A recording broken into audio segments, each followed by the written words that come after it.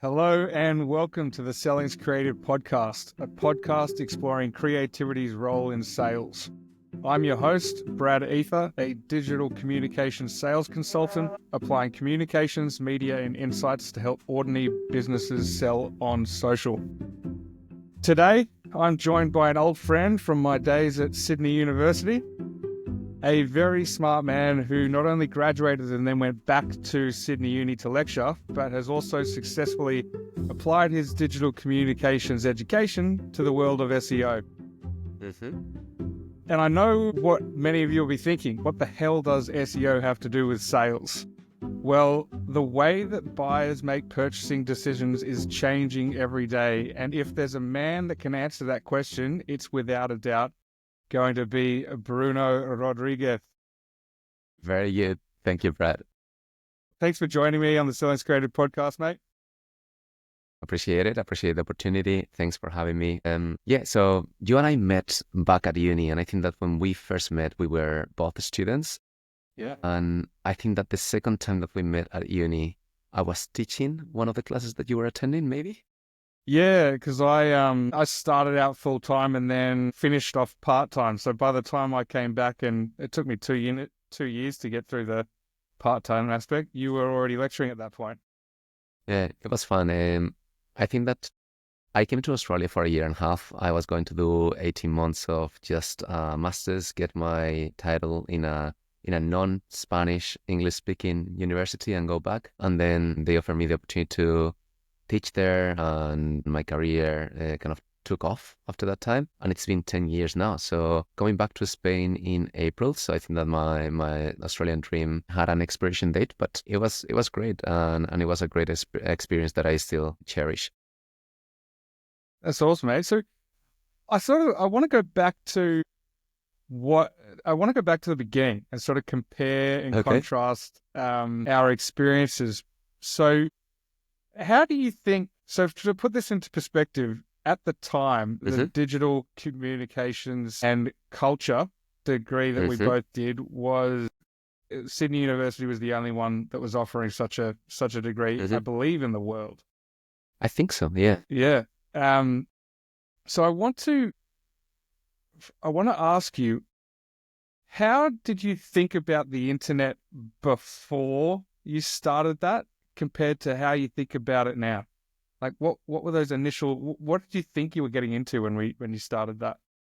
That is such an interesting question. I think that I worked in digital marketing before starting that course. So from that perspective, I already had this level of knowledge about what are the different marketing channels in digital, what are the main platforms, what are the percentage of users, what different demographics use each of them. So I knew that, but then this unit had this level of an anthropologic almost perspective to the way that people use the internet, and asked questions that were completely uninterested with marketing or how to sell things. And it was more, what do we win as people? What do we lose as people when we use these tools? I think that the main thing that changed was we were exposed to all the research around the way that social media affects our brains. And during the time that I was coursing my studies at University of Sydney, I disappeared from social media. So I stopped using, this was 10 years ago. So back then, Facebook, Instagram, any of those. And to this day, I don't use them. I still have my accounts, and recently realized that kind of a lot of LLMs like ChatGPT and Claude and others are taking outdated information from these accounts. I will have to do something about it. And for Instagram, every time that I go on a trip, I kind of download the app, upload the pictures for the trip, and uninstall it. But I'm more aware of the dangers of overuse of social media, overexposition to screens have in our brains, and that's the main learning that I took from there. Yeah, because the degree was, I believe, underneath the humanities umbrella. Well, it's a media and communications course. Yeah, I think that was the school. And I don't know, from my own experience, some of the things that I was exposed to actually made me feel it didn't make me want to use the internet, because it seemed like such a scary place. And for a long time, I probably knew too much and was too unwilling to use the internet. And it was only much later down the track that I decided, you know what, this information that I have in my head, I can directly apply it because I understand it. I'm not a marketing guru or anything like that. But like you said, that whole the psychology piece between how humans interact with the digital platform, interact Mm-hmm. with technology is so powerful. And I mean, I've pretty much begun my process of trying to leverage these tools and in the process of developing a organizational structure around how businesses can use social media as a tool. You're Just doing interested great. to, You're being super successful in LinkedIn. I'm a big fan of yours. thank you, mate. Yeah, but I was wondering if you had the same experience in terms of having an adversity to the internet. To one extent, I had this interesting story with my sister, right? My sister is 24, and so there's a 13-year age difference between her and I. And we're having this conversation about social media, and I was not preaching, but kind of sharing my opinions on the dangers of social media and so on. And she said, "Well, for you, what I said before is I am actually very active on LinkedIn." And she said, "Well, you're kind of a LinkedIn influencer. It's a shame that you are focused on the social network that is the least profitable social network, something like that." And I said, "What do you mean?" Like, yeah, because you're an influencer on Instagram, you get free meals and maybe you can get famous and you get money, but then you cannot do that on LinkedIn. I was like, well, like, how do you think that I get the opportunities that I get? How do you think that I got where I got? Right? It's through my personal brand, it's through my network, and LinkedIn is that way of cultivating your network. Is that opportunity? For me, it's the most. I will say that is the most interesting social network in terms of developing your career, developing your own financial situation and financial freedom. So it was a very interesting piece on how she perceived social media and how I perceived social media. Well, I think there's probably a delineation, like an influencer is almost a job role, right? Like within the context of social media, an influencer is a job role. On LinkedIn, it's secondary. You're a professional. You have some sort of service or good to offer, and you're promoting it to a degree. Sort of see it slightly differently in terms of I don't necessarily see the role of individuals as marketing as such, Mm-hmm. but it definitely supports marketing objectives. I think maybe the division of marketing and sales as we've come onto the internet, as salespeople have come onto the internet, maybe the scope of sales is changing a little bit and marketing is more about the SEO side of things and the strategic aspects around all the delivery and leveraging the insights that maybe sales is getting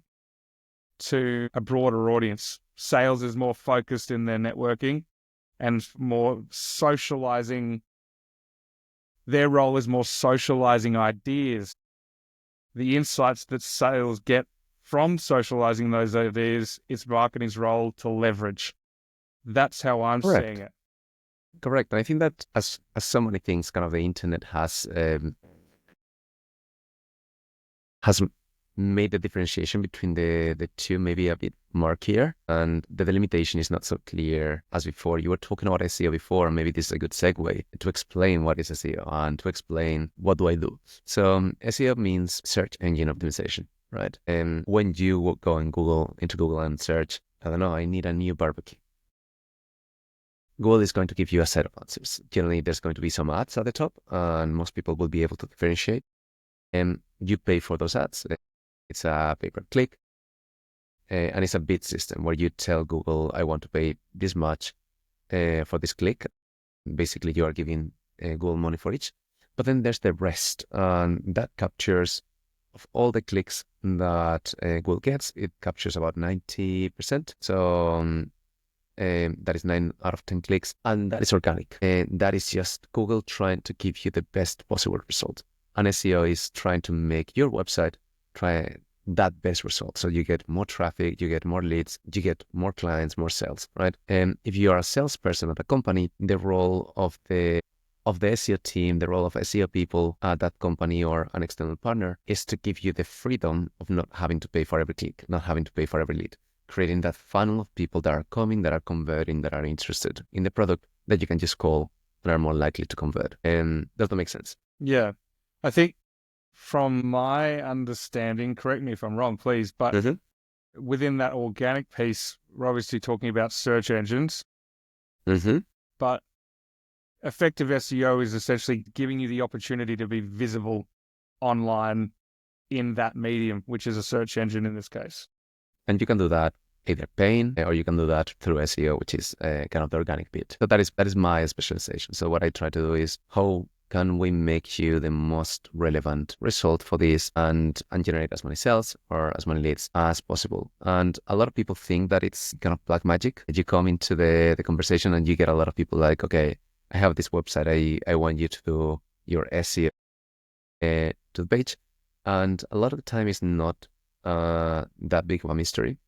What Google wants is to know that you know what you're talking about, that you're providing new information, that you are the most trustful agent or actor in that field.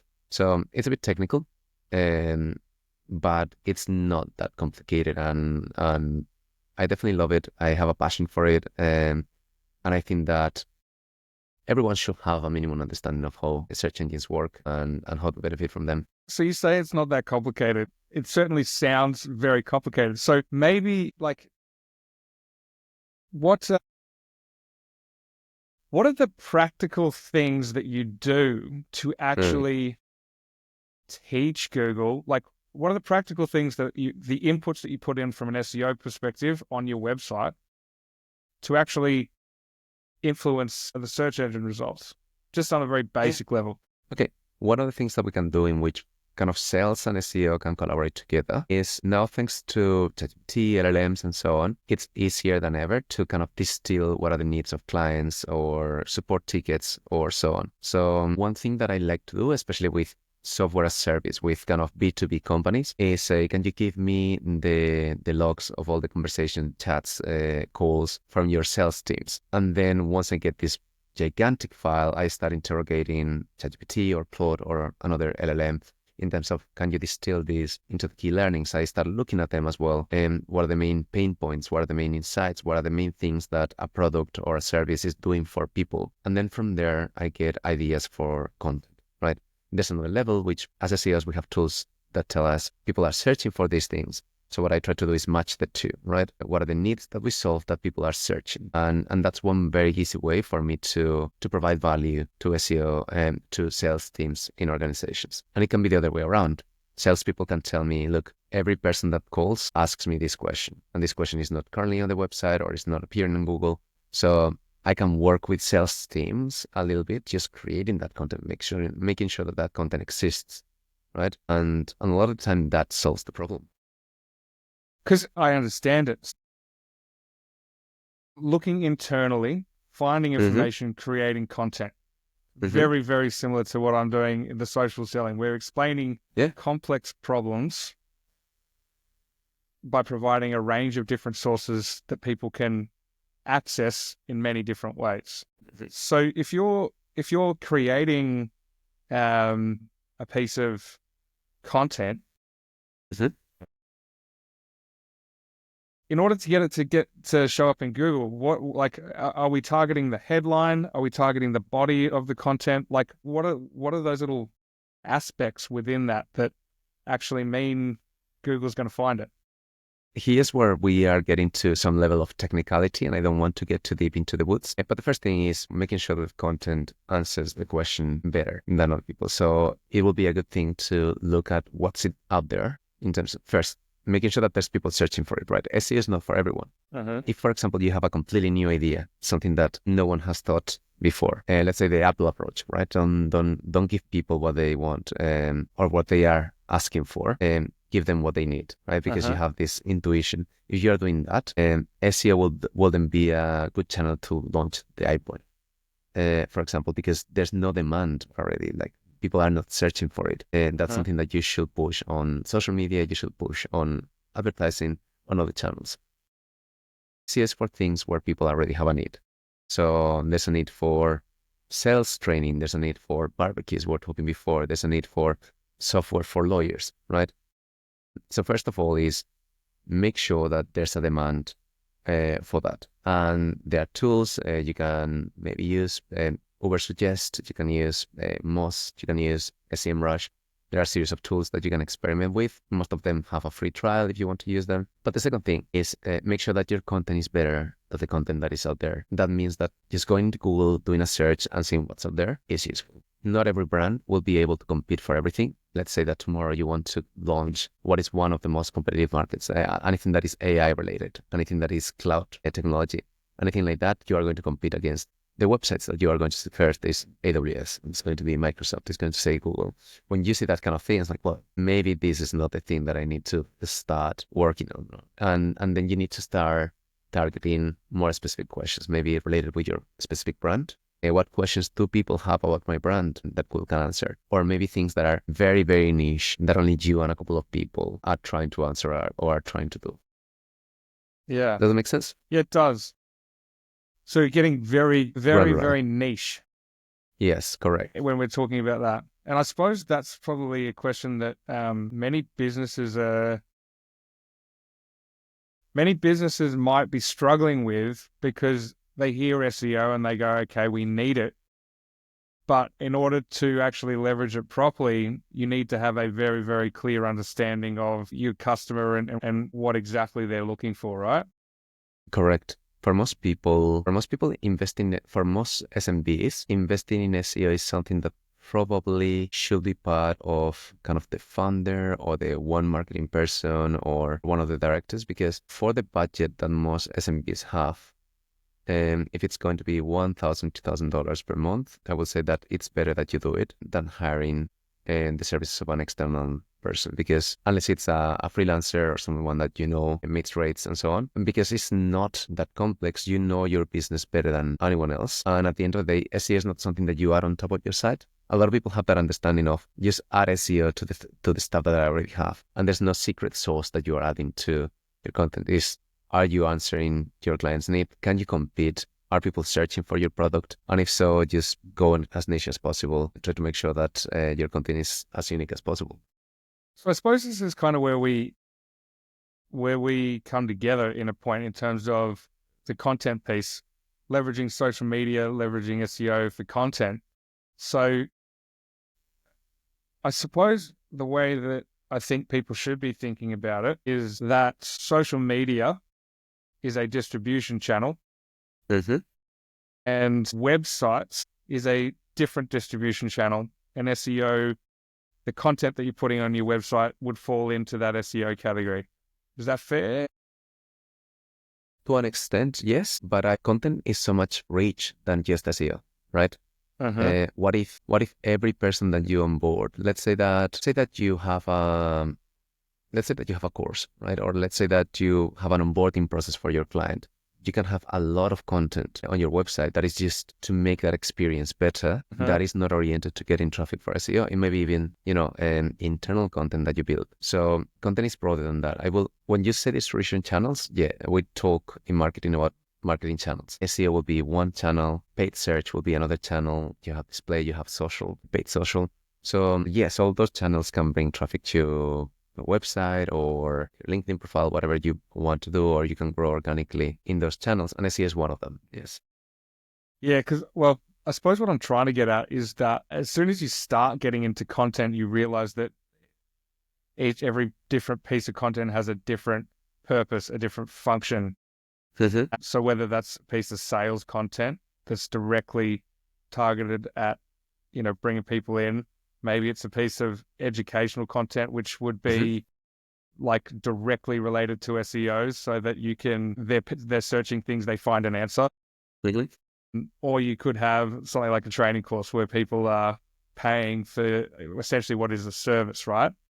Because what I'm trying to unpack is just like, once you start developing and adopting the practice of creating content, if you're not doing it, it feels like a minefield. If you are doing it, the more and more you start. It's natural. Yeah, it starts all making sense and what fits where. One last thing on content, because if we're going to go even deeper, we have the ability to make different types of content. And what I'm talking about is whether that's written content, video content, or maybe, to some sort of image or visual.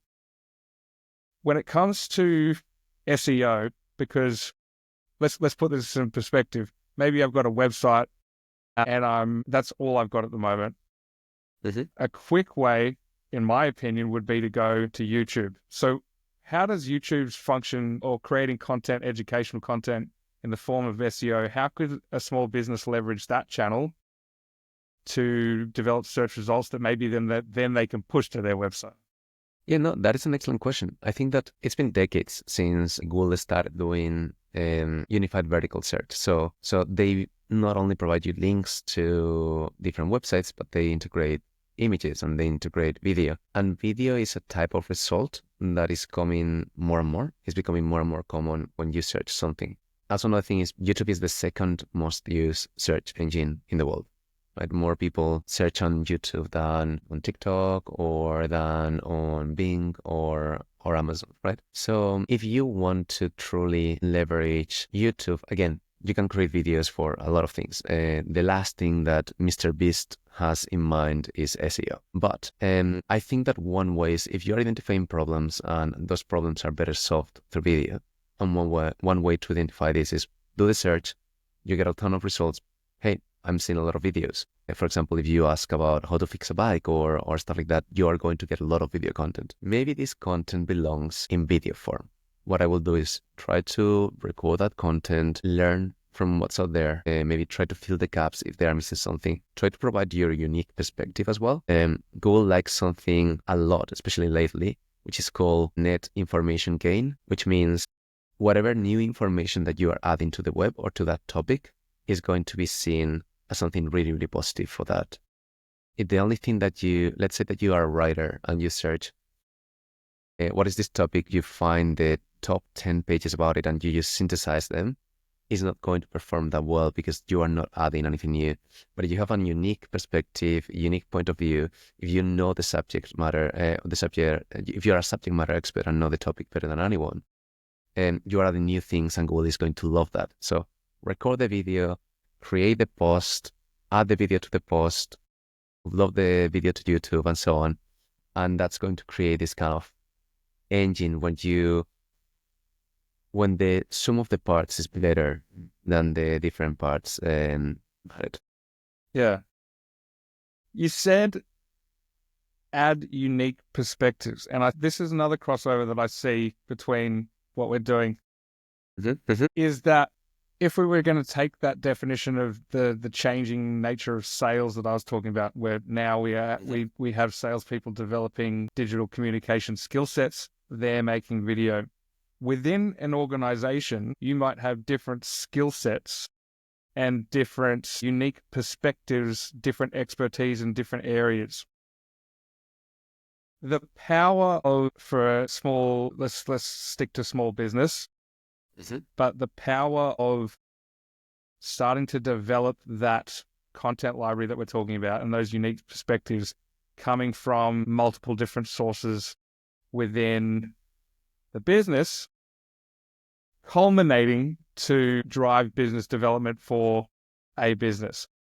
And I think that that's an incredibly powerful way to leverage it. I don't think there's many companies that are actually leveraging it in that way, but I'd love to hear your thoughts on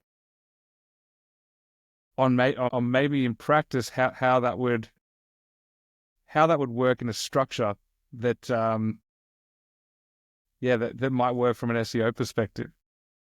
I mean, at the end of the day, people have a specific level of content literacy as well. Like some people can get in front of a camera and record a video. Some people can just edit their holiday pictures or their holiday videos into something beautiful with creative music. And some people don't know how to do that yet, right? Put their thoughts into words, stuff like that. I think that as a business, your people are your biggest asset. And it's really, really important that you leverage them the best that you can and empower them to do as much for the business as possible. That includes content creation.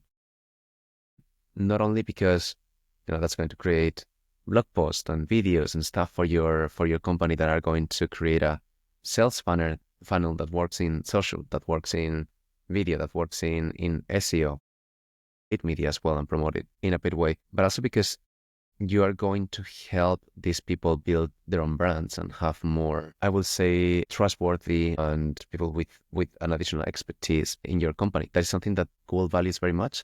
It's not only what is written, but who is writing it. So let's say that you have a company on, again, AI, and you have someone writing the most beautiful content about AI, but Google doesn't know who that person is. Google is going to trust that content less than if the same content is written by someone that Google knows that they've published a few things in Google Scholar about AI. They've been publishing in 5 or 7 publications about AI. They may have things out there, like they may have a LinkedIn profile that is heavily focused on AI. So when you're doing all that work, Google has a higher opinion on you, and it's smart enough to say, okay, if this content has been created by this person, I need to take a second look at it and position it more highly. So and obviously this is just from an SEO perspective, you just want to have people that are well valued in the industry, that have good networks, that add value, and training them on how to create content, educating them on, and even spending resources on making sure that they're trained. That's a good investment, I think. Yeah.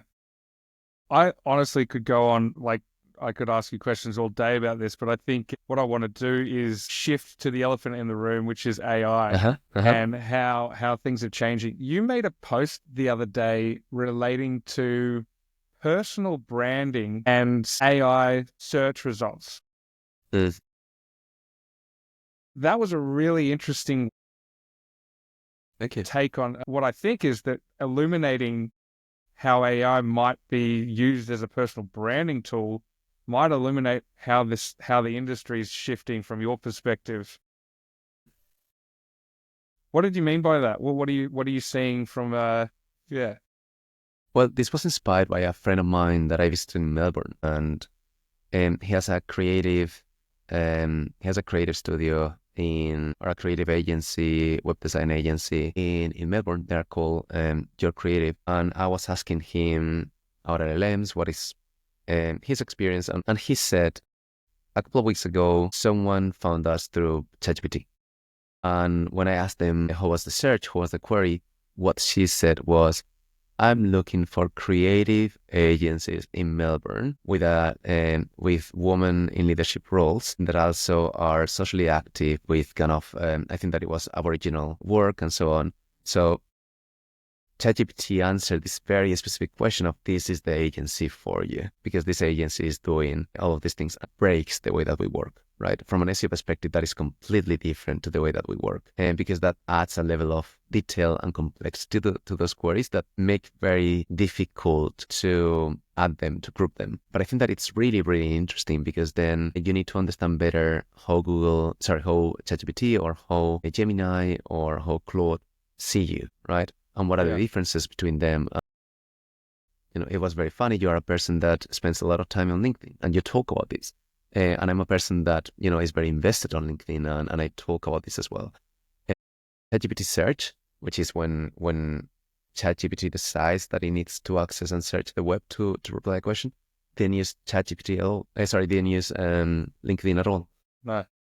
It was using personal blogs, it was using industry blogs, it was using other things that I believe that were actually more relevant, conference websites, and it was putting this information about them, but it wasn't using LinkedIn. Maybe it uses it in the future, whereas Google or ChatGPT 4o were using it much more. So it was really, really interesting to see how LLMs were influenced to the point where,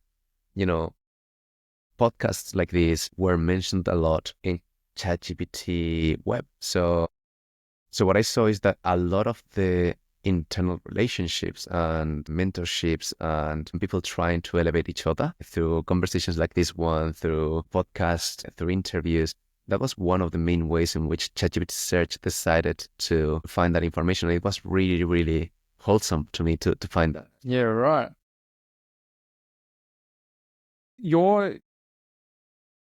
The fact that you're so active on LinkedIn and the fact that those insights about you didn't show up in that search suggests to you that it's not accessing that information.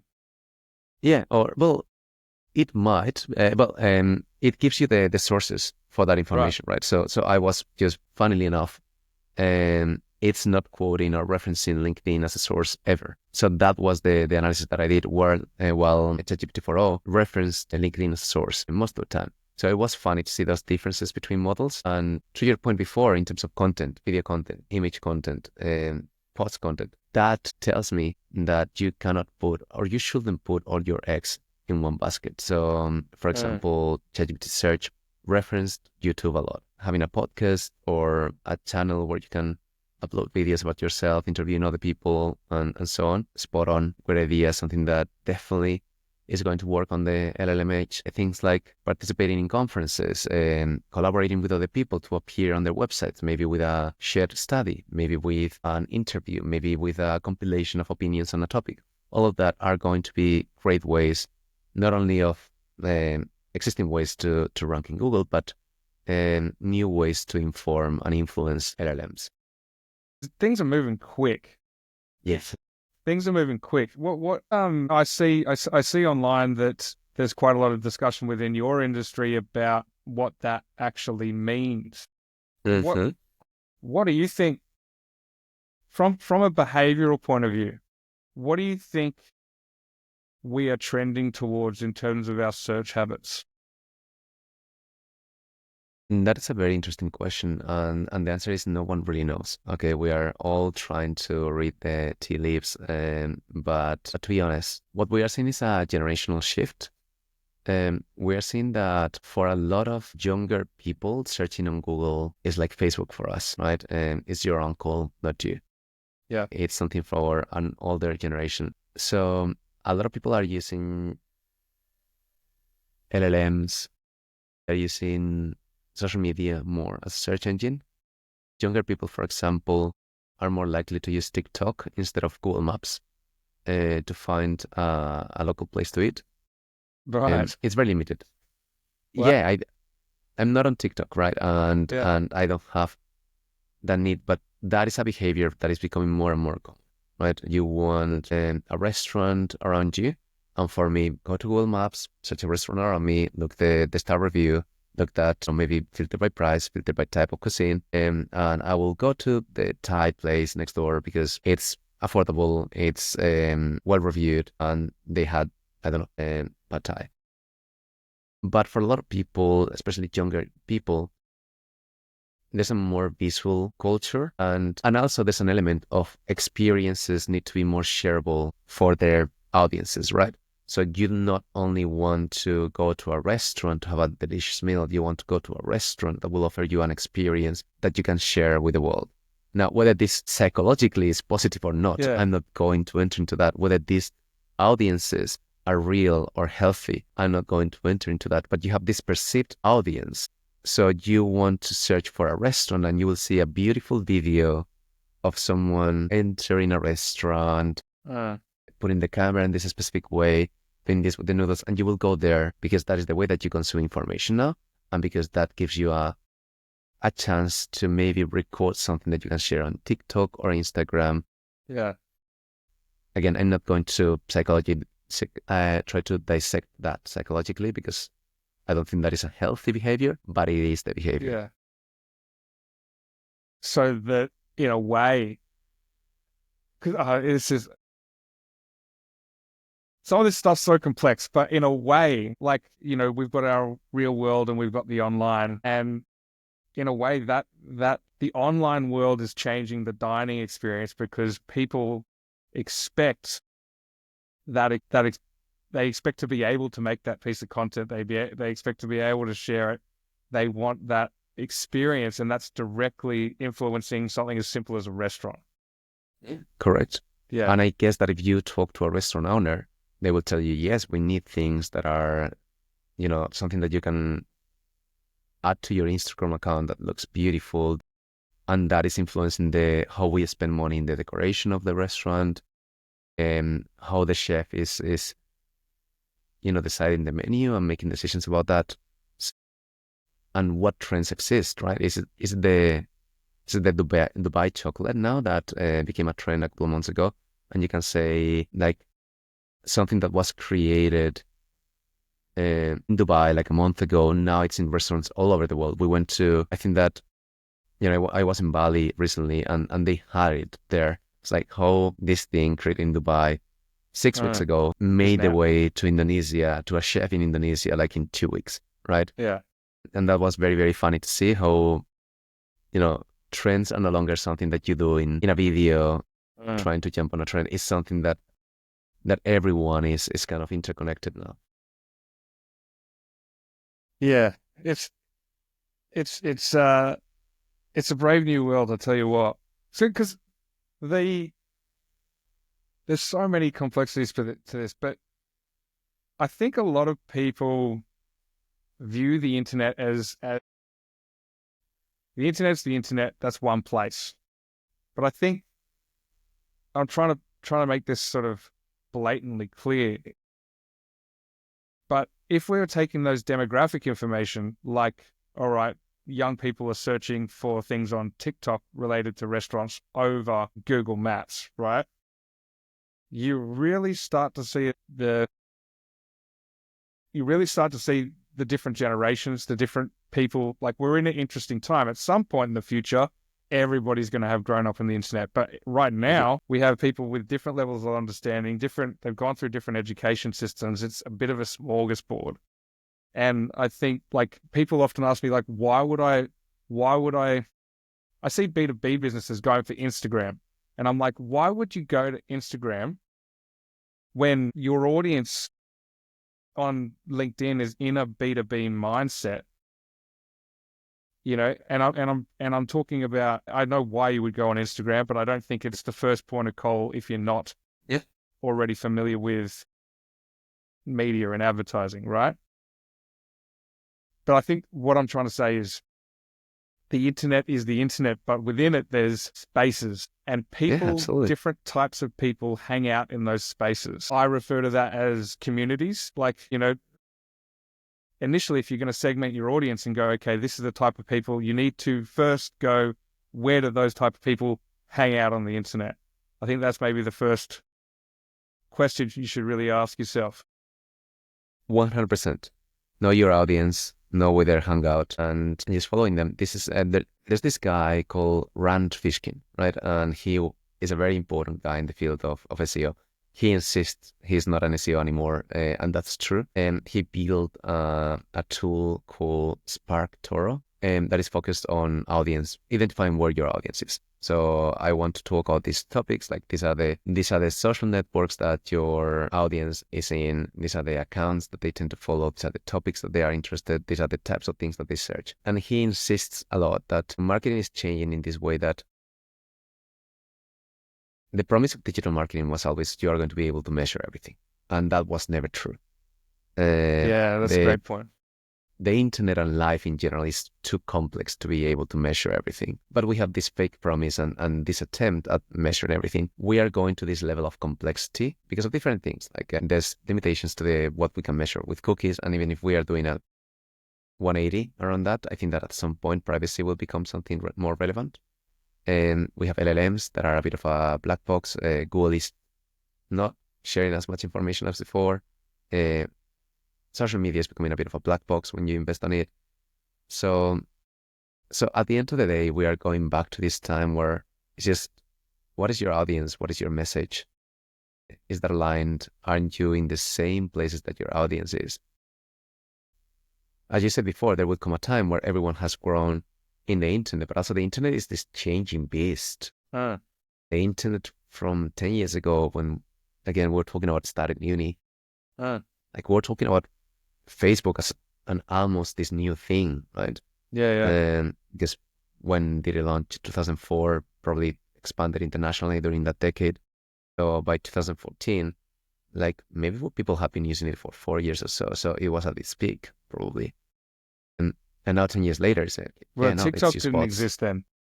TikTok didn't exist. Instagram was a relatively new thing. Podcasts weren't, like, I don't know what we're calling podcasts, audio blogs or something like that. We will still call people video bloggers or vloggers. So Well, Kind of, I think since then, the internet has become a very dynamic marketplace. Whereas before Facebook was a marketplace, there was social media, but social media was Instagram, Facebook. Now they exist within their own marketplace and they are competing for attention. Hence why algorithms have changed. Hence why things are accelerating. true. And I think that, 10 years ago, even 20 years ago, the internet was this wild, wild west, but it was a beautiful place because maybe you have a couple of forums that you were part of. One was about, in my case, video games. Another one might be about travel. And there were like these 200 people or 2,000 people in each of those blogs, and you more or less knew the names and so on. And I don't know, it was very interesting. And now it seems sometimes that we have 4 websites and we don't have anything else. And um, it's more difficult to start something new. It's more difficult to do something creative. Every platform wants to be the only place where you spend your time. And yeah, we have these communities that you call, or this subculture within the internet that you talk about. Roblox, never played it. It's one of the biggest and most thriving communities right now. You talk about, same for Minecraft, or same for very, very specific subcultures that I don't belong to. And then you hear how big they are and you get surprised. Yeah. Roblox is amazing. I'm Yeah. aware of it, but I don't. Okay. I mean, even advertising in games now, like that's another world. It's another world. But Yeah. I think, like on the flip side, you said that there's four places that we go to find four sort of places on the internet, right? But I suppose the thing is, like, as dynamic as human life is in terms of we just go through it, the internet is changing at the same rate. Like the internet, you post something, it's gone in half an hour, and people may be intimidated to start creating because it is so dynamic. But what I think that's relevant here is that what you said about it being crowded, Mm-hmm. is that anyone that you're seeing regularly online has got on there and started practicing and got better and reached there. The fact that the internet's so crowded means that you can literally post and the reality is no one's going to see it. So Yeah. the reality is as you're beginning this journey, no one sees it.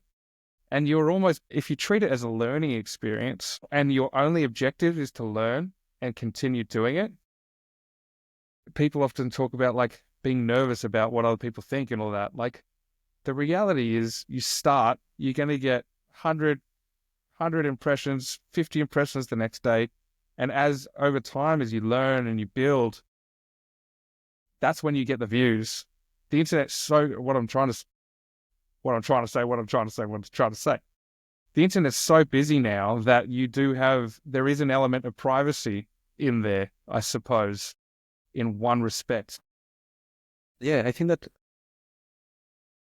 So you're talking to 2 things there, I guess. One is the journey of someone who creates content, and how that journey is going to be very unrewarding for a long time. And it is. I started working on my personal brand second half of last year, and sometimes I spend 20 hours working on a piece of research that I'm very proud of, and I get 300 impressions and 3 clicks.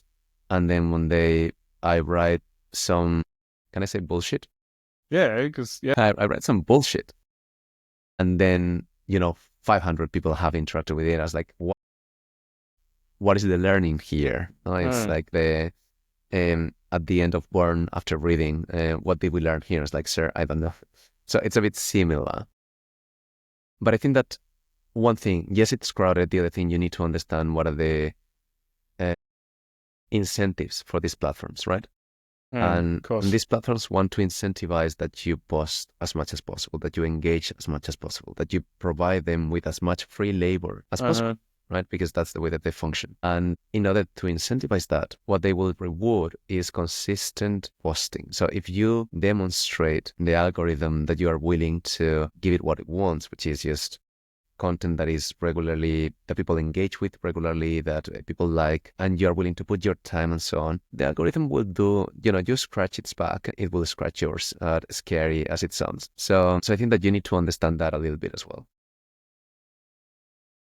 I 100% agree there. Like you can almost see it, and you see it at the bottom line. Your average views start trending upwards and your follower count might not. And you see As it, an example. with if you use native content, for example, what does LinkedIn want? To keep people engaged within the platform as a walled garden as much as possible. We all know that if you post something on your, if you add a link to your post, to your LinkedIn post, it will generate less, it will generate much fewer views. Why is that? Because LinkedIn doesn't want people to click on your link and go somewhere else. So that's why everyone says linking comments, right? And that's, gosh, mate, the whole idea of like, I quite often advise people that create content within the platform ecosystem. Because even just from a psychological perspective, if you're going down and you click on something, even though it might not seem like much, but the act of actually leaving a website, leaving a platform to go to an external website has way more friction than simply clicking and then being popped up somewhere else in the same platform. And yeah, at the end of this is understanding what the platform wants, but also from your perspective, a lot of people are, yes, a website is the thing that you own, that you always want, and you should have one, right? Because if LinkedIn disappears tomorrow, you want to have that permanent presence on the internet. But on the other hand, what you want is for people to have a good experience with you, to know what you do, what you're selling, and what is your strengths, who are you as a person. And that is going to happen on LinkedIn, on Instagram, that's going to happen on Facebook, on TikTok, whatever you want. So you don't need to bring people to your website. You need that when they are going to make that decision to purchase one thing or another, they remember you. Yeah. I am going to finish it off here. I would love to keep talking, mate, and maybe we should do it again. It's time. Just to finish off, the question that I ask everybody at the end, based on your personal experiences, your professional experiences in the SEO world, what is your definition of creativity? For me, I was scared of this question because I've never had a good definition for that. I think that in the context of AI, in the context of all the new tools that we are seeing, I think that for me, a lot of it comes to we have the tools to create beautiful paintings, beautiful text. We have the tools to create programs which is a prompt. But a lot of people create things that look like shit, that read like shit, create websites that are terrible, because they don't know how to differentiate good from bad. Maybe that is not exactly my definition of creativity, but I think that in a world full of AI, that for me is one of the most important aspects of creativity, having taste. And I believe that having differentiate between something good and something bad, it's really, really, really important and a crucial part of creativity.